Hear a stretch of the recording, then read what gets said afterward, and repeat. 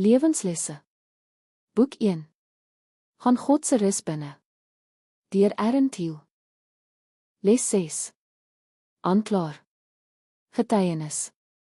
Wat 'n kosbare les vir elkeen van ons wat op een of ander stadium van ons reis begin luister het na die stem van die vyand. Daardie stem wat ons met wanhoop gevul het, ander kere met verskriklike vrees en soms met selfbejammering of 'n diep wrok. Ek was ook daar en ek het die vyand toegelaat om veels te veel grond in my gedagtes te wen. My sondes en die gevolge daarvan het my vasgevang in 'n diep put waaruit dit baie moeilik was om op my eie uit te kom. Al het ek daarna verlang om vry te wees, was dit 'n afdraande waar ek, ten spyte van al my pogings, net verder gegly en al veiler geword het. Dit het my moedeloos gemaak. Danksy sy goddelike ingryping en hierdie wonderlike bediening het ek weer begin om sy leiding te volg en na sy stem te luister.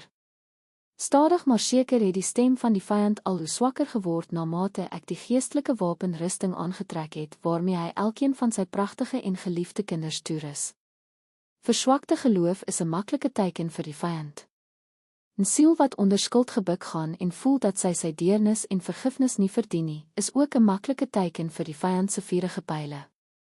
Sonder die skild van geloof en die wapenrusting van God is daar niks wat daardie aanvalle kan afweer nie. En sonder die swaard. Sy gees wat in ons woon, is ons weerloos en sonder 'n kragtige wapen waarmee ons kan standhou teen die vyand wat net wil steel, doodmaak en verwoes. Liewe vriendin, gee elke sonde wat hy aan die lig bring aan hom oor.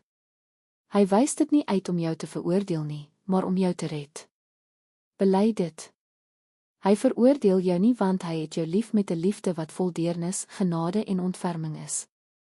Moenie daardie sonde toelaat om mag oor jou te kry nie. Wanneer jy dit aan die lig bring, kan dit vernietig word. Moenie dit wegsteek of skaam wees nie. Hy weet reeds alles en wil jou bevry uit die gevangenis waarin die vyand jou deur leuns gevange gehou het. Jy hoef nie te betaal vir enigiets wat jy gedoen het nie, of dit bewustelik of onbewustelik was. Hy het reeds die volle prys vir jou betaal. Hy wil hê jy moet vry wees. Hy het die prys betaal sodat jy in vryheid kan leef. Kies om hom te glo. Moenie aanhou luister na die leuns van die vyand of toelaat dat dit jou op 'n dwaalspoor lei nie.